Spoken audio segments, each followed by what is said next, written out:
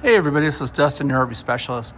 So I'm underneath the front of a fifth wheel, and it's actually a Grand Design Reflection, but it doesn't really matter the year, the make, or the brand. Industry standard, we use a lot of aluminum rails that the companies will bend and install.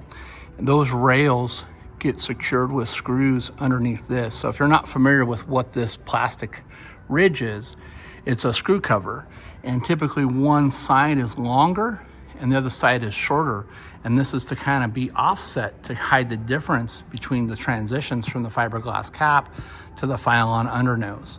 So we see a lot of units that come in and this is all broken loose, and so if you come up underneath here while you're down here by their pin box, if you can take your hand and you can push up and you see a separation in your sealants, or you can shove your hand up underneath there, then you know that those screws have either broken loose or backed themselves out. A lot of times they will just, from flexing and from vibration, they'll just shear themselves off. So it's a good idea to make sure you keep up on that. This strip also runs all the way along the whole front of the top of the coach of the cap. So you want to make sure that the sealants on these are nice and thick, that they don't separate.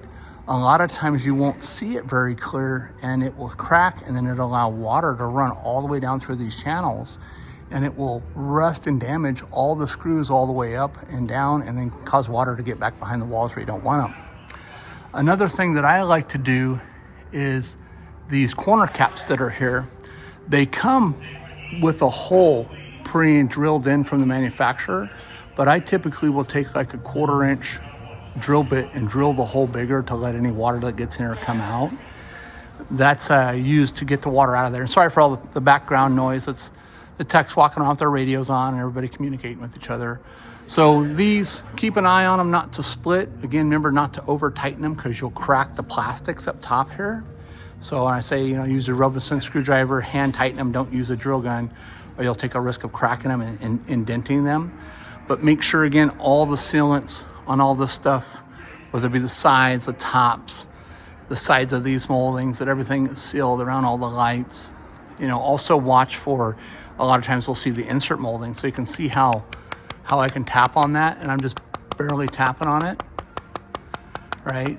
So that's loose. That's made to be a wingspan in that track, and usually we'll see them shrink up from here and have a gap. So if you end up having a gap, you've seen it in our other articles and videos, that molding is shrunk, and it'll either shrink from that end or it'll shrink from down there at that end, and it'll pull itself loose. And then a lot of times people come in and this is all hanging loose or at a weird angle off to the side. So again, this molding, this insert molding, needs to get replaced. It's shrunk.